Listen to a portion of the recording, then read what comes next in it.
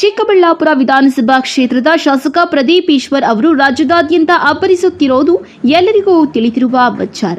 ಅಲ್ಲದೆ ವಿರೋಧ ಪಕ್ಷದ ನಾಯಕರು ಕಾಂಗ್ರೆಸ್ ನಾಯಕರ ಮೇಲೆ ಟೀಕಾ ಪ್ರಹಾರ ಮಾಡಿದ್ರೆ ಅದಕ್ಕೆ ಟಕ್ಕರ್ ಕೊಡುತ್ತಾ ಇತ್ತೀಚೆಗೆ ಭಾರೀ ಸುದ್ದಿಯಲ್ಲಿದ್ದಾರೆ.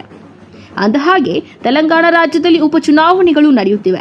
ಈ ಹಿನ್ನೆಲೆಯಲ್ಲಿ ಇಲ್ಲಿನ ಮುಖ್ಯಮಂತ್ರಿಗಳಾದ ರೇವಂತ್ ರೆಡ್ಡಿ ಅವರು ಶಾಸಕ ಪ್ರದೀಪ್ ಈಶ್ವರ್ ಅವರಿಗೆ ಖುದ್ದು ಕರೆ ಮಾಡಿ ಜೂಬ್ಲಿ ಹಿಲ್ಸ್ನ ಅಭ್ಯರ್ಥಿಯ ಪರವಾಗಿ ಮತಯಾಚಿಸಲು ಬರುವಂತೆ ಮನವಿ ಮಾಡಿದ್ದಾರೆ ಎಂದು ಬಲ್ಲ ಮೂಲಗಳಿಂದ ತಿಳಿದು ಬಂದಿದೆ.